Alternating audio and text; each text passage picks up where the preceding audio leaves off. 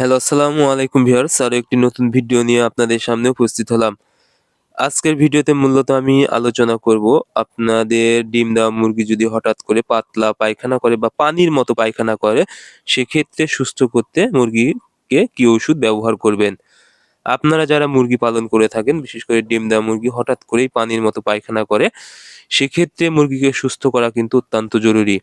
এখন বুঝতে হবে আসলে মুরগি পানির মতো পায়খানা কেন করে থাকে? মুরগি মূলত পানির মতো পায়খানা করে ৩ টি কারণে। ১টা হলো মুরগিকে যদি প্রচণ্ড পরিমাণ গরম লাগে, অর্থাৎ গরম যখন মুরগিকে লাগবে তখন কিন্তু মুরগির পায়খানা অনেক পাতলা হয়ে যাবে এবং পানির মতো পায়খানা করবে। সেক্ষেত্রে মুরগিকে সুস্থ করতে অবশ্যই আপনাদেরকে স্যালাইন ব্যবহার করতে হবে। ওরালাইট, এসিলাইট, ইলেক্ট্রোম্যান যেকোনো ভালো কোম্পানির স্যালাইন ১ গ্রাম ১ লিটার পানিতে ১ বেলা করে আপনারা ৫ থেকে ৭ দিন ব্যবহার করবেন। এবং যেহেতু মুরগির পাতলা পায়খানা হয় এবং পানির মতো পায়খানা হওয়ার কারণে মুরগির শরীর থেকে প্রচণ্ড এনার্জি বের হয়ে যায়। সেক্ষেত্রে আপনারা এর সাথে একবেলা ভিটামিন সি দিবেন।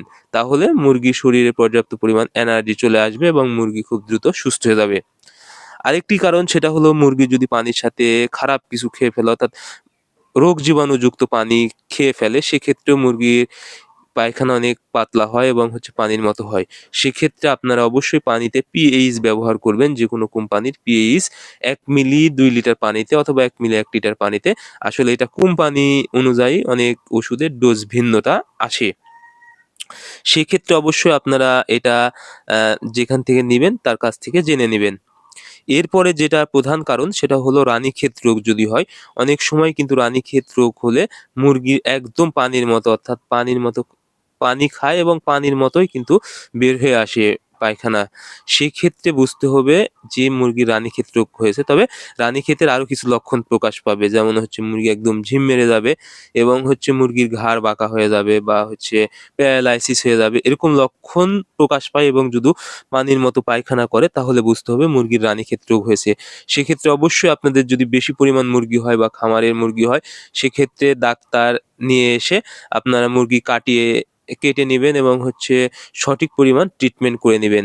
তবে যদি অল্প সংখ্যক মুরগি হয়, অর্থাৎ বাসাবাড়িতে অল্প সংখ্যক মুরগি যদি পালন করেন এবং এরকম লক্ষণ প্রকাশ পায়, তাহলে আপনারা ওষুধ হিসেবে ব্যবহার করবেন জেন্টাব্যাক ১ গ্রাম ২ লিটার পানিতে এবং নিয়োগ জেল ১ গ্রাম ১ লিটার পানিতে।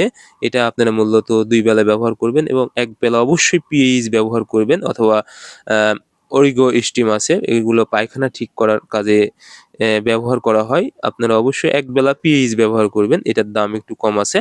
সেক্ষেত্রে আপনাদের মুরগি আশা করি খুব দ্রুত ৩ থেকে ৪ দিন যদি ব্যবহার করতে পারেন, আশা করি মুরগি খুব দ্রুত সুস্থ হয়ে যাবে। সো আপনারা অবশ্যই এরকম যদি মুরগির পানির মতো পায়খানা করে তাহলে অবশ্যই সঠিক চিকিৎসাটা করে নিবেন। ধন্যবাদ সবাইকে। আল্লাহ হাফেজ। পরবর্তী ভিডিও পেতে চ্যানেলটি সাবস্ক্রাইব করবেন।